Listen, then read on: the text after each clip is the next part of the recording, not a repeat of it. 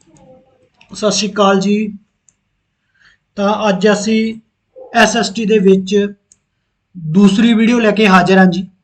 ਔਰ ਸਾਡਾ ਦੂਸਰਾ ਲੈਸਨ ਰਹੇਗਾ ਔਰ ਲੈਸਨ ਦਾ ਜੋ ਟੌਪਿਕ ਰਹੇਗਾ ਉਹ ਹੈ ਸ਼ਿਕਾਰੀ ਭੋਜਨ ਸੰਗ੍ਰਹਿਕ ਤੋਂ ਭੋਜਨ ਉਤਪਾਦਨ ਤੱਕ।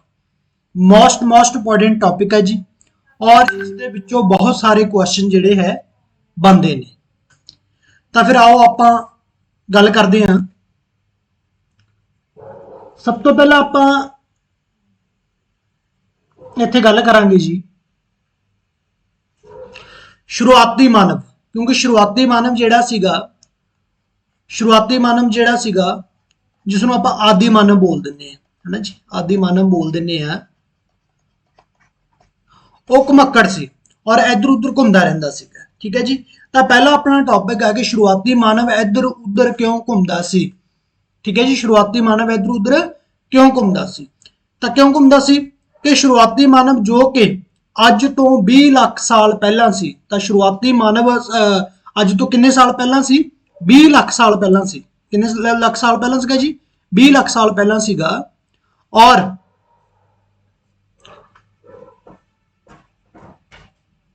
ਉਸ ਪਹਿਲਾਂ ਸੀ ਜੋ ਕਿ ਸ਼ਿਕਾਰੀ, ਇੱਥੇ ਸ਼ਿਕਾਰੀ ਲਿਖਣਾ ਜੀ, ਸ਼ਿਕਾਰੀ ਅਤੇ ਭੋਜਨ ਸੰਗ੍ਰਹਿਕ ਸੀ। ਕੌਣ ਸੀਗਾ ਜੀ? ਉਹ ਸ਼ਿਕਾਰੀ ਅਤੇ ਭੋਜਨ ਸੰਗ੍ਰਹਿਕ ਸੀ। ਮਤਲਬ ਸ਼ੁਰੂਆਤੀ ਮਾਨਵ ਆਪਾਂ ਪਹਿਲਾਂ ਵੀ ਗੱਲ ਕੀਤੀ ਹੈ ਕਿ ਸ਼ੁਰੂਆਤੀ ਮਾਨਵ ਕੌਣ ਸੀਗਾ? ਭੋਜਨ ਸੰਗ੍ਰਹਿਕ ਅਤੇ ਸ਼ਿਕਾਰੀ ਸੀ।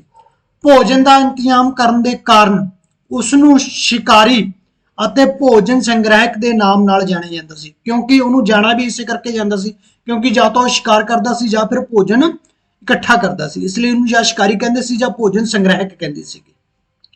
ਹੁਣ ਸ਼ੁਰੂਆਤੀ ਮਾਨਵ ਜੋ ਸੀ ਇੱਕ ਜਗ੍ਹਾ ਨਹੀਂ ਰਹਿੰਦਾ ਸੀਗਾ, ਉਹ ਇੱਧਰ ਉੱਧਰ ਘੁੰਮਦਾ ਰਹਿੰਦਾ ਸੀਗਾ। ਇਹ ਥੋੜੀ ਇੱਥੇ ਜਿਹੜੀ ਹੈਗੀ ਆ ਗਲਤ ਥੋੜਾ ਟਾਈਪ ਹੋਇਆ।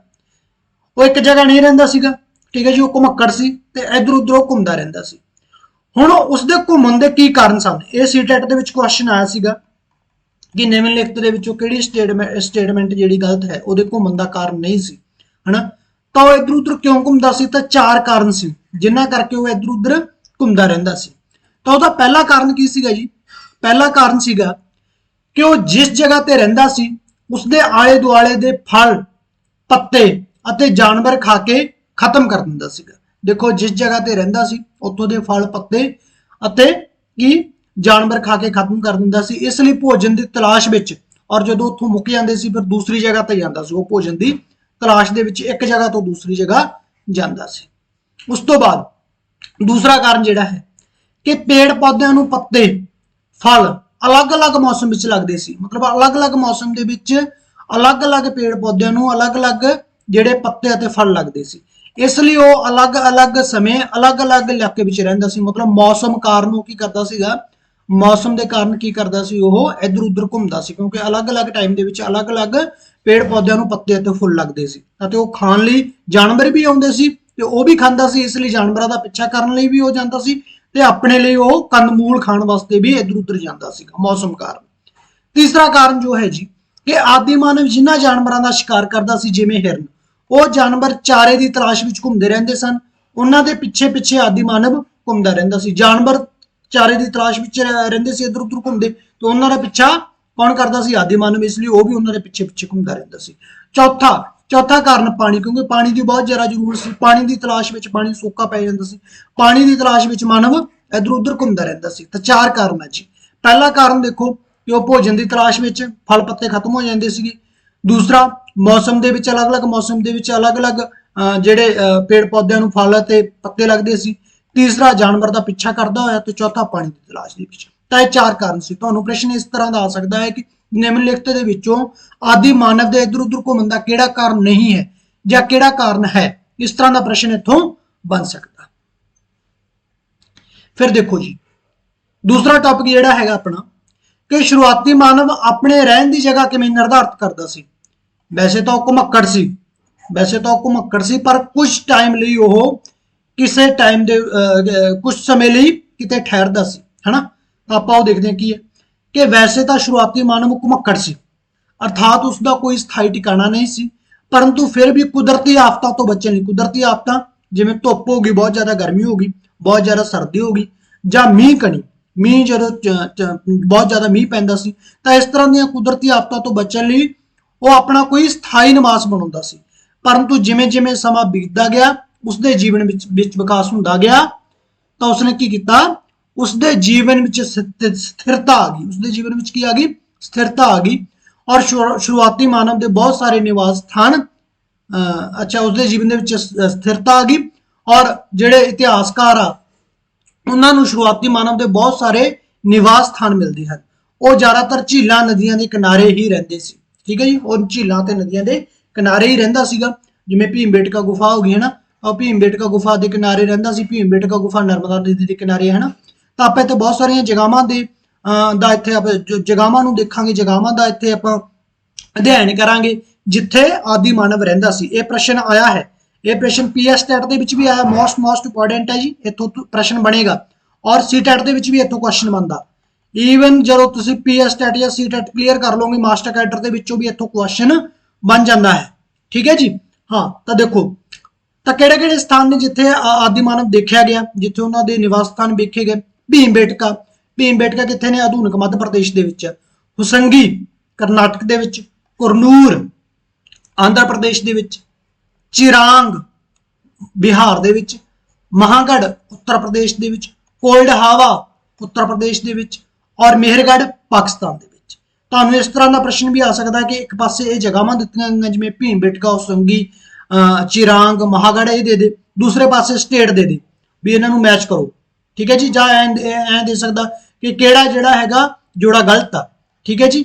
ਇੱਧਰ ਇੱਥੇ ਭੀਮਬੇਟਕਾ ਲਿਖ ਕੇ ਮੱਧ ਪ੍ਰਦੇਸ਼ ਲਿਖਦੇ, ਇੱਥੇ ਹੁਸੰਗੀ ਲਿਖ ਕੇ ਆਂਧਰਾ ਪ੍ਰਦੇਸ਼ ਲਿਖਦੇ ਹੈ ਨਾ, ਇੱਥੇ ਚਿਰਾਂਗ ਲਿਖ ਕੇ ਬਿਹਾਰ ਲਿਖਦੇ, ਔਰ ਇੱਥੇ ਜਿਹੜਾ ਮੇਹਰਗੜ੍ਹ ਲਿਖ ਕੇ ਪਾਕਿਸਤਾਨ ਲਿਖਦੇ ਹੈ ਨਾ। ਤਾਂ ਇਹਦੇ ਵਿੱਚੋਂ ਜਿਹੜਾ ਜੋੜਾ ਗਲਤ ਹੋਊਗਾ ਉਸ ਨੂੰ ਤੁਸੀਂ ਟਿਕ ਕਰ ਦੇਣਾ ਹੈ ਨਾ। ਤਾਂ ਇਸ ਤਰ੍ਹਾਂ ਦੇ ਕੁਐਸਚਨ ਵੀ ਬਣ ਸਕਦੇ ਨੇ। ਇਸ ਲਈ ਇਹ ਜਿਹੜਾ ਹੈ ਪੈਰਾ ਹੈ, ਇਹ ਮੋਸਟ ਇੰਪੋਰਟੈਂਟ ਹੈ, ਇੱਥੋਂ ਕੁਐਸਚਨ ਬਣ ਜਾਂਦੇ ਨੇ। ਔਰ ਇਹਨਾਂ ਸਥਾਨਾਂ ਦਾ ਅਸੀਂ ਅੱਗੇ ਵੀ ਜ਼ਿਕਰ ਕਰਾਂਗੇ।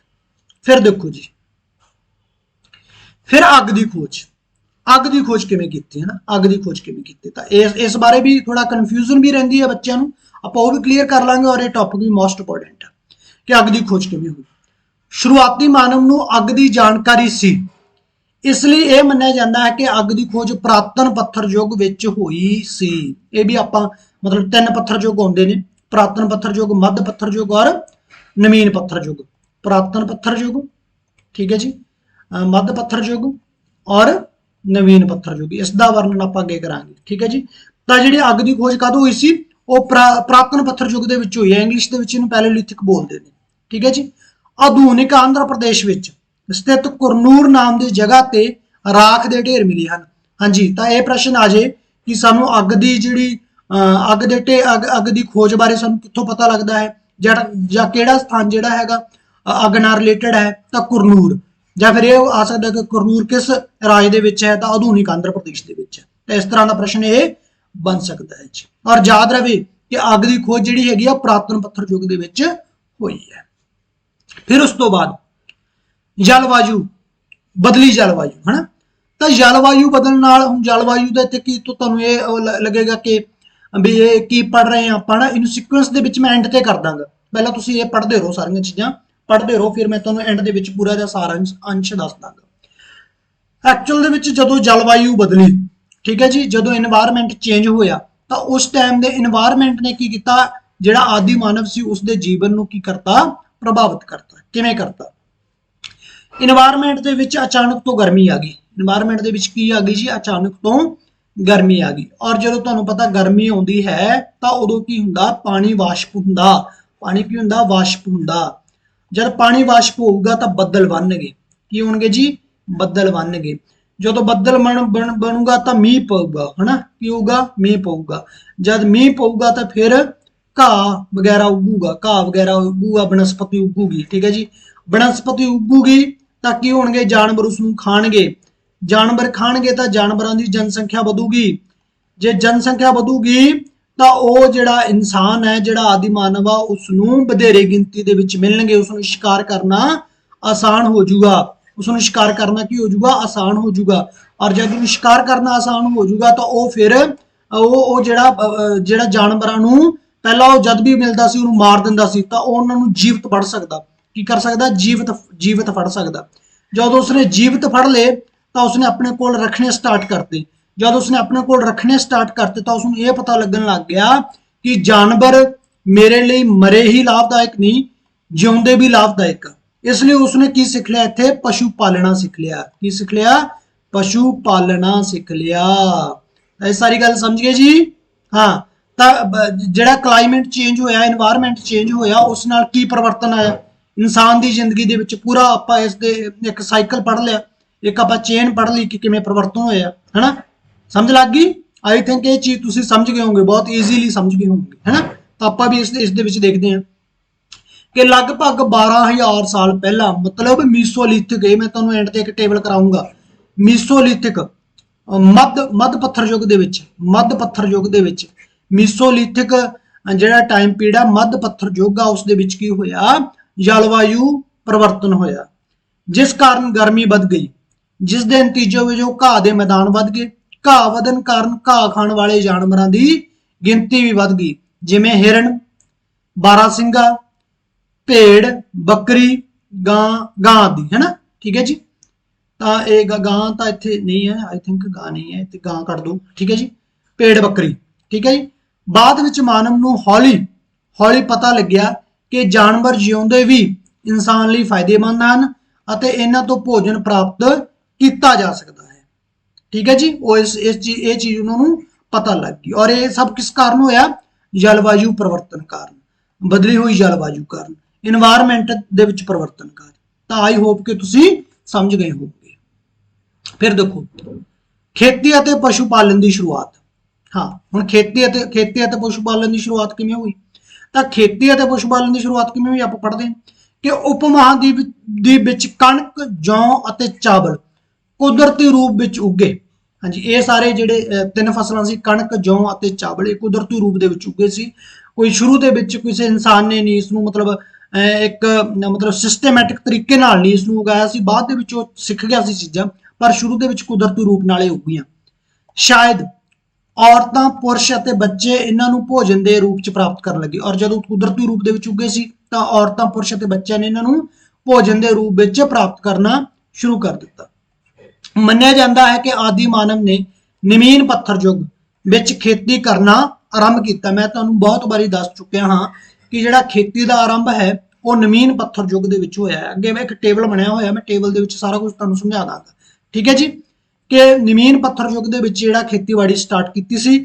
ਅੱਗ ਦੀ ਖੋਜ ਪੁਰਾਤਨ ਪੱਥਰ ਯੁੱਗ ਦੇ ਵਿੱਚ ਹੋਈ ਸੀ। ਪਸ਼ੂ ਪਾਲਣ ਜਿਹੜਾ ਹੈਗਾ ਉਸਨੇ ਮੱਧ ਕਾਲ ਦੇ ਵਿੱਚ ਸਿੱਖਿਆ ਸੀ। ਇਹ ਅੱਗੇ ਟੇਬਲ ਦੇ ਵਿੱਚ ਪੂਰਾ ਸਮਝਾ ਦਾਂਗਾ, ਤੁਹਾਨੂੰ ਕਲੀਅਰ ਹੋ ਜਾਊਗਾ। ਜੋ ਕਿ ਅੱਜ ਤੋਂ ਲਗਭਗ 8,000 ਸਾਲ ਪਹਿਲਾਂ ਦਾ ਸਮਾਂ ਸੀ। ਹਾਂਜੀ, ਤਾਂ ਖੇਤੀ ਕਦੋਂ ਸ਼ੁਰੂ ਹੋਈ ਸੀ? ਅੱਜ ਤੋਂ 8,000 ਸਾਲ ਪਹਿਲਾਂ ਸ਼ੁਰੂ ਹੋਈ ਸੀ। ਮਾਨਵ ਨੇ ਸਭ ਤੋਂ ਪਹਿਲਾਂ ਕਣਕ ਅਤੇ ਜੌਂ ਦੀ ਫਸਲ ਉਗਾਈ। ਪਹਿਲਾਂ ਵੀ ਦੱਸ ਚੁੱਕਿਆ ਤੁਹਾਨੂੰ। ਇਹ ਫਸਲ ਭਾਰਤ ਦੇ ਉੱਤਰ ਪੱਛਮ ਵਿੱਚ ਸਥਿਤ ਸੁਲੇਮਾਨ ਅਤੇ ਕਰਦਰ ਦੀਆਂ ਪਹਾੜੀਆਂ ਦੇ ਆਲੇ ਦੁਆਲੇ ਉਗਾਈ ਗਈ। ਇਹਨਾਂ ਪਹਾੜੀਆਂ ਦੇ ਕੋਲ ਹੀ ਮੇਹਰਗੜ੍ਹ ਨਾਮ ਦੀ ਜਗ੍ਹਾ ਹੈ, ਜਿੱਥੇ ਖੇਤੀ ਦੇ ਸਬੂਤ ਮਿਲਦੇ ਹਨ, ਹਨਾ? ਪਹਾੜੀਆਂ ਤਾਂ ਬਹੁਤ ਦੇਖੋ, ਪਹਾੜੀਆਂ ਜਿਹੜੀਆਂ ਹੈਗੀਆਂ ਉਹ ਕੀ ਹੁੰਦੀਆਂ? ਉਹ ਇੱਕ ਵੱਡੇ ਏਰੀਆ ਦੇ ਵਿੱਚ ਫੈਲੀਆਂ ਹੁੰਦੀਆਂ ਨੇ, ਠੀਕ ਹੈ ਜੀ। ਜੇ ਤੁਹਾਨੂੰ ਏਰੀਆ ਪੁੱਛ ਲਿਆ ਤਾਂ ਤੁਸੀਂ ਸੁਲੇਮਾਨ ਔਰ ਕਰਦਰ ਦੀਆਂ ਪਹਾੜੀਆਂ ਦਾ ਨਾਮ ਲੈਣਾ, ਜਿੱਥੇ ਸਭ ਤੋਂ ਪਹਿਲਾਂ ਖੇਤੀਬਾੜੀ ਸਟਾਰਟ ਹੋਈ ਸੀ, ਜੌਂ ਅਤੇ ਕਣਕ ਉਗਾਏ ਗਏ। ਪਰ ਪਾਰਟਿਕੂਲਰ ਜਗ੍ਹਾ ਪੁੱਛ ਲੈ ਕਿ ਜਿੱਥੇ ਸਬੂਤ ਮਿਲੇ ਨੇ ਤਾਂ ਫਿਰ ਉਹ ਮੇਹਰਗੜ੍ਹ ਹੈ, ਠੀਕ ਹੈ ਜੀ, ਮੇਹਰਗੜ੍ਹ ਹੈ। ਆਪਸ਼ਨ ਦੇ ਵਿੱਚ ਦੋਨੋਂ ਨਹੀਂ ਆਉਣੇ। ਆਪਸ਼ਨ ਦੇ ਵਿੱਚ ਜਾਂ ਤਾਂ ਉਹ ਏਰੀਆ ਪੁੱਛੂਗਾ ਕਿ ਕਿਸ ਏਰੀਆ ਦੇ ਵਿੱਚ ਸਭ ਤੋਂ ਪਹਿਲਾਂ ਖੇਤੀਬਾੜੀ ਸਟਾਰਟ ਹੋਈ ਸੀ, ਤੁਸੀਂ ਉਸ ਦੇ ਵਿੱਚ ਅਟੈਕ ਕਰ ਦੇਣਾ ਸੁਲੇਮਾਨ ਔਰ ਕਰਦਰ ਦੀਆਂ ਪਹਾੜੀਆਂ। ਜੇ ਸਥਾਨ ਪੁੱਛ ਲੈ ਕਿ ਕਿਸ ਸਥਾਨ ਤੇ ਸਾਨੂੰ ਸਬੂਤ ਮਿਲਦੇ ਨੇ ਖੇਤੀਬਾੜੀ ਦੇ, ਜਾਂ ਖੇਤੀਬਾੜੀ ਸਭ ਤੋਂ ਪਹਿਲਾਂ ਕਿੱਥੇ ਸਟਾਰਟ ਹੋਈ, ਤਾਂ ਫਿਰ ਉਹ ਮੇਹਰਗੜ੍ਹ ਦਊਗਾ। ਦੋਨੇ ਚੀਜ਼ਾਂ ਨਹੀਂ ਦਊਗਾ। ਸਥਾਨ ਪੁੱਛੇ ਤਾਂ ਮੇਹਰਗੜ੍ਹ, ਏਰੀਆ ਪੁੱਛੇ ਤਾਂ ਕਰਦਰ ਅਤੇ ਸੁਲੇਮਾਨ ਦੀਆਂ ਪਹਾੜੀਆਂ। ਔਰ ਮੇਹਰਗੜ੍ਹ ਆਧੁਨਿਕ ਪਾਕਿਸਤਾਨ ਵਿੱਚ ਸਥਿਤ ਹੈ। ਫਿਰ ਪਸ਼ੂ ਪਾਲਣ, ਡੋਮੈਸਟੀਕੇਸ਼ਨ। ਤਾਂ ਡੋਮੈਸਟੀਕੇਸ਼ਨ ਜਿਹੜਾ ਹੋਇਆ ਉਹ ਮੀਸੋਲਿਥਿਕ ਦੇ ਵਿੱਚ ਹੋਇਆ, ਹਨਾ?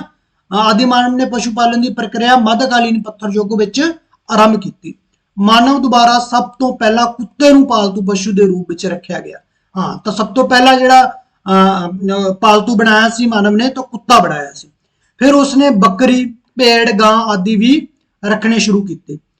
ਪਸ਼ੂ ਝੁੰਡ ਵਿੱਚ ਰਹਿੰਦੇ ਸਨ। ਇਸ ਤਰ੍ਹਾਂ ਮਾਨਵ ਪਸ਼ੂ ਪਾਲਕ ਬਣ ਗਿਆ, ਠੀਕ ਹੈ ਜੀ। ਤਾਂ ਇਸ ਤਰ੍ਹਾਂ ਉਹਦਾ ਜਿਹੜਾ ਉਹਨੇ ਪਸ਼ੂ ਪਾਲਣਾ ਸਟਾਰਟ ਕੀਤਾ। ਤੁਹਾਨੂੰ ਮੇਨ ਇੱਥੇ ਆਊਗਾ ਕਿ ਸਭ ਤੋਂ ਪਹਿਲਾਂ ਕਿਹੜੇ ਪਸ਼ੂ ਦਾ ਉਸਨੇ ਡੋਮੈਸਟੀਕੇਸ਼ਨ ਕੀਤਾ, ਪਸ਼ੂ ਪਾਲਣ ਕੀਤਾ ਔਰ ਕਿਸ ਟਾਈਮ ਦੇ ਵਿੱਚ ਕੀਤਾ, ਮੱਧਕਾਲੀਨ ਪੱਥਰ ਯੁੱਗ ਦੇ ਵਿੱਚ। ਫਿਰ ਉਸ ਤੋਂ ਬਾਅਦ ਸਥਾਈ ਜੀਵਨ ਦੀ ਸ਼ੁਰੂਆਤ। ਮੈਂ ਤੁਹਾਨੂੰ ਦੱਸਿਆ ਕਿ ਸ਼ੁਰੂ ਦੇ ਵਿੱਚ ਮਾਨਵ ਜਿਹੜਾ ਸੀਗਾ ਉਹ ਕੀ ਸੀਗਾ, ਘੁਮੱਕੜ ਸੀ। ਹੌਲੀ ਹੌਲੀ ਉਹ ਦੇਖੋ ਇਹ ਐਕਚੁਅਲ ਦੇ ਵਿੱਚ ਕੀ ਕਰ ਰਿਹਾ, ਐਕਚੁਅਲ ਦੇ ਵਿੱਚ ਉਹ ਚੀਜ਼ਾਂ ਨੂੰ ਸਿੱਖ ਰਿਹਾ। ਕੀ ਕਰ ਰਿਹਾ ਉਹ, ਐਕਚੁਅਲ ਦੇ ਵਿੱਚ ਉਹ ਚੀਜ਼ਾਂ ਨੂੰ ਸਿੱਖ ਰਿਹਾ। ਪਹਿਲਾਂ ਘੁਮੱਕੜ ਸੀ ਉਹ, ਠੀਕ ਹੈ ਜੀ। ਫਿਰ ਉਸਨੇ ਕੀ ਸਿੱਖ ਲਿਆ, ਉਸਨੇ ਪਸ਼ੂ ਪਾਲਣ ਸਿੱਖ ਲਿਆ। ਫਿਰ ਉਸ ਤੋਂ ਬਾਅਦ ਉਸਨੇ ਕੀ ਸਿੱਖਿਆ ਹੈਗਾ, ਉਸ ਤੋਂ ਬਾਅਦ ਉਸਨੇ ਜਿਹੜਾ ਐਗਰੀਕਲਚਰ ਕਰਨਾ ਸਿੱਖ ਲਿਆ, ਔਰ ਐਗਰੀਕਲਚਰ ਕਰਨਾ ਸਿੱਖ ਲਿਆ ਤਾਂ ਉਸਦਾ ਸਥਾਈ ਜੀਵਨ ਦੀ ਵੀ ਸ਼ੁਰੂਆਤ ਹੋ ਗਈ। ਕਿਵੇਂ, ਦੇਖੋ ਮਾਨਵ ਦੁਆਰਾ ਨਵੀਨ ਪੱਥਰ ਯੁੱਗ ਵਿੱਚ ਖੇਤੀਬਾੜੀ ਦੀ ਸ਼ੁਰੂਆਤ ਕਾਰਨ ਉਸਦਾ ਸਥਾਈ ਜੀਵਨ ਵੀ ਸ਼ੁਰੂ ਹੋ ਗਿਆ। ਸਮਝੋ ਇਸ ਚੀਜ਼ ਕਿ ਦੇਖੋ ਹੁਣ ਤੁਸੀਂ ਜੇਕਰ ਖੇਤੀਬਾੜੀ ਕਰੋਗੇ ਤਾਂ ਕੋਈ ਫਸਲ ਉਗਾਓਗੇ, ਸਪੋਜ਼ ਕਰੋ ਤੁਸੀਂ ਕੀ ਕੀਤਾ, ਇੱਥੇ ਕਣਕ ਉਗਾ ਲਈ ਹੈ ਨਾ, ਕਣਕ ਉਗਾ ਲਈ। ਜੇ ਤੁਸੀਂ ਕਣਕ ਉਗਾਈ ਹੈ ਤਾਂ ਉਸ ਦੀ ਕੇਅਰ ਕਰਨ ਵਾਸਤੇ ਤੁਹਾਨੂੰ ਕੀ ਕਰਨਾ ਪਊਗਾ, ਰੁਕਣਾ ਪਊਗਾ। ਇਹ ਥੋੜੀ ਵੀ ਇੱਥੇ ਤੁਸੀਂ ਕਣਕ ਬੀਜ ਕੇ ਚਲੇ ਗਏ ਹੋਰ ਕਿਧਰੇ ਲੰਘੇ ਹੈ ਨਾ, ਤਾਂ ਫਿਰ ਉੱਥੇ ਪਸ਼ੂ ਵਗੈਰਾ ਖਾ ਜਾਣਗੇ, ਇਸ ਨੂੰ ਖਤਮ ਕਰ ਦੇਣਗੇ। ਤੇ ਜੇ ਤੁਸੀਂ ਰੁਕੋਗੇ ਤਾਂ ਇੱਥੇ ਫਿਰ ਕੀ ਕਰੋਗੇ, ਆਪਦੇ ਛੋਟੇ ਛੋਟੇ ਘਰ ਬਣਾਓਗੇ, ਝੁੱਗੀਆਂ ਵਗੈਰਾ ਬਣਾਓਗੇ, ਉਸ ਟਾਈਮ ਦੇ ਵਿੱਚ ਨਾ ਝੁੱਗੀਆਂ ਵਗੈਰਾ ਬਣਾਓਗੇ। ਤਾਂ ਇਸ ਤਰ੍ਹਾਂ ਉਹਨੂੰ ਕੀ ਹੋਊਗਾ, ਉਹਦਾ ਸਥਾਈ ਜੀਵਨ ਇੱਥੇ ਹੋ ਜਾਊਗਾ। ਸਥਾਈ ਜੀਵਨ ਉਹਨੇ ਪਹਿਲਾਂ ਘੁਮੱਕੜ ਸੀ, ਇੱਕ ਜਗ੍ਹਾ ਦੂਸਰੀ ਜਗ੍ਹਾ ਘੁੰਮਦਾ ਰਹਿੰਦਾ ਸੀ। ਤੇ ਜਦੋਂ ਉਸਨੇ ਖੇਤੀਬਾੜੀ ਖੇਤੀਬਾੜੀ ਸਟਾਰਟ ਕੀਤੀ ਤਾਂ ਉਸਦਾ ਫਿਰ ਸਥਾਈ ਜੀਵਨ ਵੀ ਸ਼ੁਰੂ ਹੋ ਗਿਆ। ਖੇਤੀਬਾੜੀ ਕਿਸ ਟਾਈਮ ਦੇ ਵਿੱਚ ਸਟਾਰਟ ਹੋਈ ਸੀ, ਨਿਊਲਿਥਿਕ ਦੇ ਵਿੱਚ, ਨਵੀਨ ਪੱਥਰ ਯੁੱਗ ਦੇ ਵਿੱਚ। ਔਰ ਸਥਾਈ ਜੀਵਨ ਵੀ ਕਦੋਂ ਸ਼ੁਰੂ ਹੋਇਆ, ਨਵੀਨ ਪੱਥਰ ਯੁੱਗ ਦੇ ਵਿੱਚ। ਸਮਝ ਗਏ, ਆਈ ਥਿੰਕ ਤੁਸੀਂ ਸਮਝ ਗਏ ਹੋਵੋਗੇ। ਕਿਉਂਕਿ ਹੁਣ ਉਹ ਪਹਿਲਾਂ ਵਾਂਗ ਇੱਧਰ ਉੱਧਰ ਘੁੰਮ ਨਹੀਂ ਸਕਦਾ ਸੀ।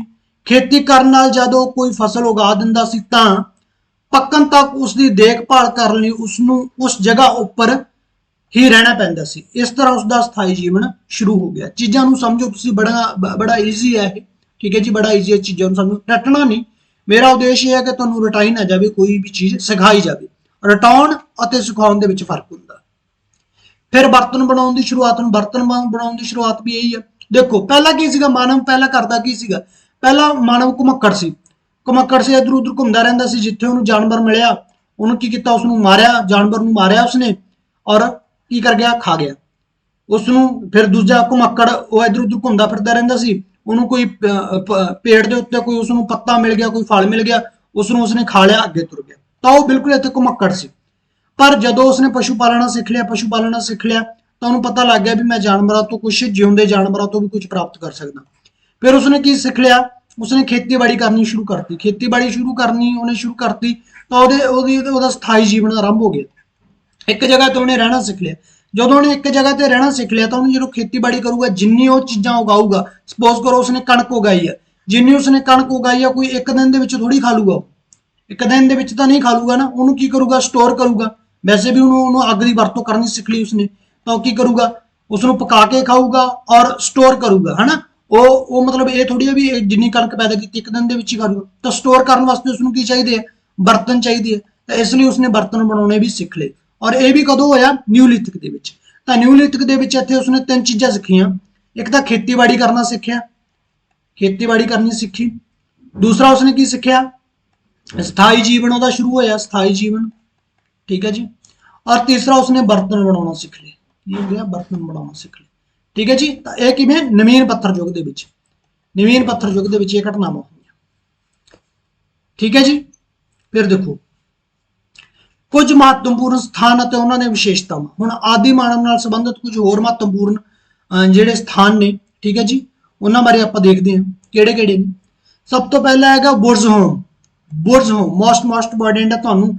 ਜੇ ਜਦੋਂ ਤੁਹਾਨੂੰ ਇਸ ਤਰ੍ਹਾਂ ਦੇ ਕੁਐਸਚਨ ਆਉਂਦੇ ਆ ਨਾ, ਫਿਰ ਤੁਸੀਂ ਕਹਿੰਦੇ ਆਊਟ ਆਫ ਸਿਲੇਬਸ ਆ ਗਿਆ, ਪੇਪਰ ਆਊਟ ਆਫ ਸਿਲੇਬਸ ਹੋ ਗਿਆ। ਆਊਟ ਆਫ ਸਿਲੇਬਸ ਕੁਛ ਨਹੀਂ ਹੈ, ਤੁਹਾਨੂੰ ਸਹੀ ਪੜਾਇਆ ਨਹੀਂ ਜਾਂਦਾ ਔਰ ਨਾ ਹੀ ਤੁਸੀਂ ਪੜ੍ਹਦੇ ਹੋ, ਠੀਕ ਹੈ ਜੀ। ਤੁਸੀਂ ਦੇਖੋ ਚੈਨਲ ਨੂੰ ਕਿੰਨਾ ਤੁਸੀਂ ਸਬਸਕ੍ਰਾਈਬ ਕਰਦੇ ਹੋ, ਫਿਰ ਹਨਾ ਤੁਸੀਂ ਐਕਚੁਅਲ ਦੇ ਵਿੱਚ ਇਹ ਤੁਹਾਨੂੰ ਵਧੀਆ ਲੱਗ ਰਿਹਾ, ਤੁਸੀਂ ਆਪਣੇ ਯਾਰਾਂ ਦੋਸਤਾਂ ਦੇ ਵਿੱਚ ਸਬਸਕ੍ਰਾਈਬ ਤਾਂ ਕਰ ਹੀ ਸਕਦੇ ਹੋ ਨਾ, ਠੀਕ ਹੈ ਜੀ। ਇੰਨਾ ਕੰਮ ਤੁਸੀਂ ਕਰ ਸਕਦੇ ਹੋ, ਇਹੀ ਆਪਣੀ ਫੀਸ ਹੈ।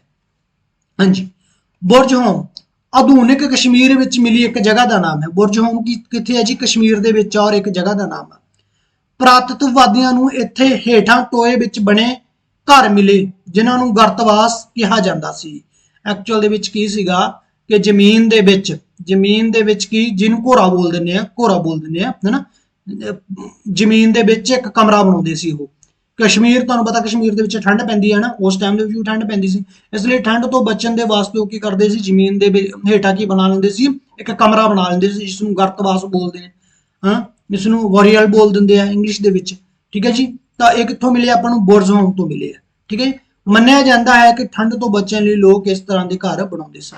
ਤੁਹਾਨੂੰ ਇਹ ਆ ਜਾਊਗਾ ਕਿ ਬੁਰਜ ਹੋਮ ਕਿਸ ਲਈ ਮਸ਼ਹੂਰ ਹੈ, ਤਾਂ ਉਹ ਕਿਸ ਲਈ, ਗਰਤਵਾਸ ਲਈ ਮਸ਼ਹੂਰ ਹੈ, ਜਾਂ ਗਰਤਵਾਸ ਕਿੱਥੋਂ ਮਿਲੇ, ਬੁਰਜ ਹੋਮ, ਜਾਂ ਬੁਰਜ ਹੋਮ ਕਿੱਥੇ ਸਥਿਤ ਹੈ, ਕਸ਼ਮੀਰ ਦੇ ਵਿੱਚ। ਤਾਂ ਇਸ ਤਰ੍ਹਾਂ ਦਾ ਪ੍ਰਸ਼ਨ ਤੁਹਾਨੂੰ ਬਣ ਸਕਦਾ। ਫਿਰ ਹੈ ਜੀ ਮੇਹਰਗੜ੍ਹ। ਮੇਹਰਗੜ੍ਹ ਦਾ ਆਪਣਾ ਆਪਾਂ ਨਾਮ ਕਿੰਨੇ ਵਾਰੀ ਲੈ ਚੁੱਕੇ ਹਾਂ ਵੀ ਮੇਹਰਗੜ੍ਹ ਦੇ ਵਿੱਚ ਕੀ ਕੀ ਚੀਜ਼ਾਂ ਮਿਲੀਆਂ। ਮੇਹਰਗੜ੍ਹ ਆਧੁਨਿਕ ਪਾਕਿਸਤਾਨ ਵਿੱਚ ਸਥਿਤ ਹੈ। ਆਧੁਨਿਕ ਕਿੱਥੇ ਜੀ, ਪਾਕਿਸਤਾਨ ਦੇ ਵਿੱਚ ਸਥਿਤ ਹੈ। ਇਹ ਬੋਲਨ ਦਰੇ ਦੇ ਕੋਲ, ਬੋਲਨ ਦਰੇ ਦੇ ਕੋਲ, ਦर्रा ਕੀ ਹੁੰਦਾ ਤੁਹਾਨੂੰ ਪਤਾ ਹੈ, ਦੋ ਪਹਾੜਾਂ ਦੇ ਵਿੱਚ ਦਾ ਰਸਤੇ ਨੂੰ ਕੀ ਬੋਲਦੇ ਨੇ, ਦर्रा ਬੋਲਦੇ ਨੇ, ਠੀਕ ਹੈ ਜੀ। ਤਾਂ ਬੋਲਨ ਇੱਕ दर्रा ਬਹੁਤ ਫੇਮਸ ਆ, ਉਸ ਦੇ ਕੋਲ ਇਹ ਸਥਾਨ ਜਿਹੜਾ ਸਥਿਤ ਹੈ। ਇਹ ਵੀ ਤੁਹਾਨੂੰ ਪ੍ਰਸ਼ਨ ਆ ਸਕਦਾ ਕਿ ਮੇਹਰਗੜ੍ਹ ਕਿਸ ਦਰੇ ਕੋਲ ਆ, ਤਾਂ ਬੋਲਨ ਦਰੇ ਕੋਲ ਆ। ਇੱਕ ਸਮਤਲ ਹਰਿਆ ਭਰਿਆ ਸਥਾਨ ਹੈ। ਇਸ ਸਥਾਨ ਉੱਪਰ ਹੀ ਮਾਨਵ ਨੂੰ ਸਭ ਤੋਂ ਪਹਿਲਾਂ ਕਣਕ ਅਤੇ ਮਾਨਵ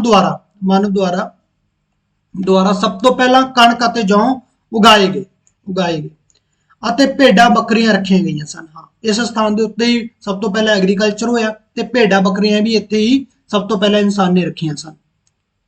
ਫਿਰ ਹੋਰ ਕੀ ਆ, ਮੇਹਰਗੜ੍ਹ ਤੋਂ ਹਿਰਨ, ਸੂਰ, ਭੇਡ ਅਤੇ ਬੱਕਰੀ ਦੀਆਂ ਹੱਡੀਆਂ ਮਿਲੀਆਂ, ਠੀਕ ਹੈ ਜੀ। ਤਾਂ ਮੇਹਰਗੜ੍ਹ ਤੋਂ ਕਿਹੜੇ ਜਾਨਵਰਾਂ ਦੀਆਂ ਹੱਡੀਆਂ ਮਿਲੀਆਂ, ਹਿਰਨ ਦੀਆਂ ਮਿਲੀਆਂ, ਸੂਰ ਦੀਆਂ ਮਿਲੀਆਂ, ਭੇਡ ਦੀਆਂ ਮਿਲੀਆਂ ਅਤੇ ਬੱਕਰੀ ਦੀਆਂ ਮਿਲੀਆਂ। ਫਿਰ ਮੇਹਰਗੜ੍ਹ ਤੋਂ ਆਇਤਕਾਰ ਅਤੇ ਵਰਗਾਕਾਰ ਦੇ ਘਰਾਂ ਦੇ ਅਵਸ਼ੇਸ਼ ਵੀ ਮਿਲੇ। ਮੇਹਰਗੜ੍ਹ ਤੋਂ ਕੀ ਮਿਲੇ ਹੈ ਜੀ, ਘਰਾਂ ਦੇ ਅਵਸ਼ੇਸ਼ ਮਿਲੇ ਆ। ਘਰਾਂ ਦੇ ਅਵਸ਼ੇਸ਼, ਅਵਸ਼ੇਸ਼ ਕੀ ਹੁੰਦੇ ਆ, ਰਹਿੰਦ ਖੂੰਹਦ ਨਾ, ਖੰਡਰ ਜਿਸ ਨੂੰ ਬੋਲਦੇ ਆ। ਤਾਂ ਕਿਸ ਤਰ੍ਹਾਂ ਦੇ ਘਰ ਸੀ ਉਹ, ਆਇਤਕਾਰ ਸੀ ਤੇ ਵਰਗਾਕਾਰ ਸੀ।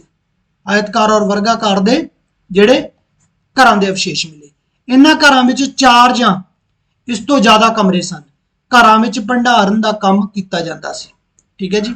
ਤਾਂ ਪ੍ਰਸ਼ਨ ਤੁਹਾਨੂੰ ਇਹ ਆ ਸਕਦਾ, ਇੱਕ ਪ੍ਰਸ਼ਨ ਆਇਆ ਸੀਗਾ ਕਿ ਮੇਹਰਗੜ੍ਹ ਦੇ ਵਿੱਚ ਕਿਸ ਤਰ੍ਹਾਂ ਦੇ ਘਰ ਮਿਲੇ, ਠੀਕ ਹੈ ਜੀ। ਤਾਂ ਉਸ ਦੇ ਵਿੱਚ ਕੋਈ ਲਿਖ ਦਿੰਦੇ ਨੇ ਵਰਗਾਕਾਰ ਔਰ ਆਇਤਕਾਰ, ਗੋਲਾਕਾਰ ਜਾਂ ਏ ਔਰ ਬੀ, ਠੀਕ ਹੈ ਜੀ। ਤਾਂ ਤੁਸੀਂ ਇਸ ਦਾ ਆਨਸਰ ਕਰ ਦੇਣਾ ਕਿ ਆਇਤਕਾਰ ਔਰ ਵਰਗਾਕਾਰ ਮਿਲੇ ਨੇ, ਗੋਲਾਕਾਰ ਨਹੀਂ ਮਿਲੇ, ਠੀਕ ਹੈ ਜੀ, ਗੋਲਾਕਾਰ ਨਹੀਂ ਮਿਲੇ। ਔਰ ਘਰਾਂ ਦੇ ਵਿੱਚ ਭੰਡਾਰਨ ਦਾ ਕੰਮ ਵੀ ਕਰਦੇ ਸੀ, ਹਨਾ। ਹੁਣ ਤੁਹਾਨੂੰ ਪਤਾ ਉੱਥੇ ਮੇਹਰਗੜ੍ਹ ਦੇ ਵਿੱਚ ਐਗਰੀਕਲਚਰ ਹੋਇਆ, ਤਾਂ ਐਗਰੀਕਲਚਰ ਹੋਇਆ ਤਾਂ ਉੱਥੇ ਫਿਰ ਫਸਲ ਉਗਾਉਂਦੇ ਸੀ, ਔਰ ਫਸਲ ਉਗਾਉਂਦੇ ਸੀ ਤਾਂ ਉਹਦੇ ਵਿੱਚ ਫਿਰ ਉਹ ਕੀ ਕਰਨਗੇ, ਉਹਨੂੰ ਸਟੋਰ ਵੀ ਕਰਨਗੇ। ਉਸ ਤੋਂ ਬਾਅਦ ਦੇਖੋ ਮੇਹਰਗੜ੍ਹ ਵਿੱਚੋਂ ਕੁਝ ਕਬਰ ਮਿਲੇ ਹਨ। ਮੇਹਰਗੜ੍ਹ ਤੋਂ ਕੀ ਮਿਲੇ ਨੇ, ਕੁਝ ਕਬਰ ਵੀ ਮਿਲੇ ਨੇ, ਹਨਾ ਜੀ, ਜਿਨ੍ਹਾਂ ਵਿੱਚ ਮਨੁੱਖੀ ਕੰਕਾਲਾਂ ਤੋਂ ਇਲਾਵਾ ਬੱਕਰੀ ਦੇ ਅਵਸ਼ੇਸ਼ ਅਤੇ ਕੁਝ ਬਰਤਨ ਵੀ ਮਿਲੇ ਹਨ। ਇਸ ਲਈ ਇਹ ਮੰਨਿਆ ਜਾਂਦਾ ਹੈ ਕਿ ਲੋਕ ਮੌਤ ਤੋਂ ਬਾਅਦ ਦੇ ਜੀਵਨ ਵਿੱਚ ਵਿਸ਼ਵਾਸ ਰੱਖਦੇ ਹਨ। ਮੇਹਰਗੜ੍ਹ ਤੋਂ ਕੀ ਮਿਲੇ ਨੇ ਜੀ, ਕਬਰ ਮਿਲੇ ਨੇ, ਔਰ ਕਬਰ ਤੋਂ ਕੀ ਮਿਲੇ ਨੇ, ਮਨੁੱਖੀ ਕੰਕਾਲ ਮਿਲੇ ਨੇ। ਮਨੁੱਖੀ ਕੰਕਾਲਾਂ ਤੋਂ ਇਲਾਵਾ ਉਸੇ ਕਬਰ ਦੇ ਵਿੱਚੋਂ ਬੱਕਰੀ, ਹਨਾ, ਔਰ ਕੁਝ ਬਰਤਨ ਵੀ ਮਿਲੇ ਨੇ। ਬੱਕਰੀ ਦੇ ਅਵਸ਼ੇਸ਼ ਮਿਲੇ ਨੇ ਔਰ ਕੁਝ ਬਰਤਨ ਵੀ ਮਿਲੇ ਨੇ। ਤਾਂ ਇਸ ਤੋਂ ਇਹ ਸਿੱਧ ਹੁੰਦਾ ਕਿ ਉਹ ਲੋਕ ਜਿਹੜੇ ਸੀ ਮੌਤ ਤੋਂ ਬਾਅਦ ਦੇ ਜੀਵਨ ਵਿੱਚ ਵਿਸ਼ਵਾਸ ਰੱਖਦੇ ਸਨ।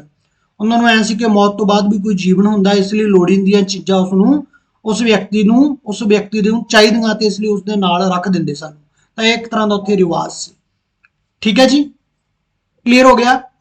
ਤਾਂ ਇਹ ਇੰਨਾ ਸੀਗਾ ਜੀ, ਆਪਾਂ ਇਹ ਸਾਰੀਆਂ ਚੀਜ਼ਾਂ ਪੜ੍ਹ ਲਈਆਂ। ਹੁਣ ਆਪਾਂ ਇੱਥੇ ਮੈਂ ਤੁਹਾਨੂੰ ਦੱਸਣਾ ਚਾਹੁੰਦਾ ਕਿ ਜਿਵੇਂ ਆਪਣਾ ਆਪਣਾ ਜਿਹੜਾ ਲੈਸਨ ਦਾ ਟੌਪਿਕ ਸੀ ਕਿ ਭੋਜਨ ਸੰਗ੍ਰਹਿਕ ਤੋਂ ਉਤਪਾਦਨ ਤੱਕ, ਭੋਜਨ ਸੰਗ੍ਰਹਿਕ ਤੋਂ ਉਤਪਾਦਨ ਤੱਕ। ਤਾਂ ਆਪਾਂ ਸ਼ੁਰੂ ਦੇ ਵਿੱਚ ਕੀ ਦੇਖਿਆ ਕਿ ਜਿਹੜਾ ਮਾਨਵ ਸੀਗਾ ਘੁਮੱਕੜ ਸੀ ਨਾ, ਘੁਮੱਕੜ ਸੀ, ਔਰ ਉਹ ਕਿਉਂ ਘੁੰਮਦਾ ਰਹਿੰਦਾ ਸੀ, ਉਹਦੇ ਆਪਾਂ 4 ਕਾਰਨ ਦੇਖੇ, ਠੀਕ ਹੈ ਜੀ। ਫਿਰ ਆਪਾਂ ਦੇਖਿਆ ਉਸ ਦੇ ਵਿੱਚ ਕਿ ਉਸਨੇ ਜਿਹੜਾ ਪਸ਼ੂ ਪਾਲਣ ਕਿਵੇਂ ਕੀਤਾ, ਪਸ਼ੂ ਪਾਲਣ ਉਹ ਕਿਵੇਂ ਸਿੱਖਿਆ। ਪਸ਼ੂ ਪਾਲਣ ਕਿਵੇਂ ਸਿੱਖਿਆ ਸੀ, ਜਦ ਜਲਵਾਯੂ ਦੇ ਵਿੱਚ ਬਦਲਾਅ ਆਇਆ ਸੀ ਤਾਂ ਉਸਨੇ ਪਸ਼ੂ ਪਾਲਣ ਸਿੱਖ ਲਿਆ। ਪਸ਼ੂ ਪਾਲਣ ਤੋਂ ਬਾਅਦ ਉਹਦਾ ਸਥਾਈ ਜੀਵਨ ਹੋ ਗਿਆ, ਐਗਰੀਕਲਚਰ ਸਿੱਖੀ ਉਸਨੇ, ਖੇਤੀਬਾੜੀ ਸਿੱਖੀ। ਖੇਤੀਬਾੜੀ ਜਦੋਂ ਉਹਨੇ ਸਿੱਖ ਲਈ ਤਾਂ ਉਹਦਾ ਸਥਾਈ ਜੀਵਨ ਹੋ ਗਿਆ। ਜਦ ਸਥਾਈ ਜੀਵਨ ਹੋ ਗਿਆ ਤਾਂ ਉਸਨੂੰ ਫਿਰ ਬਰਤਨਾਂ ਦੀ ਜ਼ਰੂਰਤ ਪਈ, ਹੈ ਨਾ ਜੀ। ਔਰ ਇਸ ਤੋਂ ਇਲਾਵਾ ਆਪਾਂ ਕੁਝ ਇੰਪੋਰਟੈਂਟ ਮੇਹਰਗੜ੍ਹ ਅਤੇ ਬੁਰਜ ਹੋਮ ਨਾਮ ਦੇ ਸਥਾਨ ਪੜ੍ਹੇ, ਠੀਕ ਹੈ ਜੀ। ਇਹ ਸਾਰਾ ਕੁਝ ਆਪਾਂ ਪੜ੍ਹਿਆ। ਤਾਂ ਆਈ ਥਿੰਕ ਇਹ ਵੀਡੀਓ ਜਿਹੜੀ ਹੈਗੀ ਆ ਲੰਬੀ ਹੋ ਜਾਏਗੀ। ਹੁਣ ਇਹਦਾ ਇੱਕ ਟੇਬਲ ਆਪਾਂ ਕਰਨਾ, ਟੇਬਲ ਬਾਰੇ ਆਪਾਂ ਕੱਲ ਡਿਸਕਸ਼ਨ ਕਰਾਂਗੇ।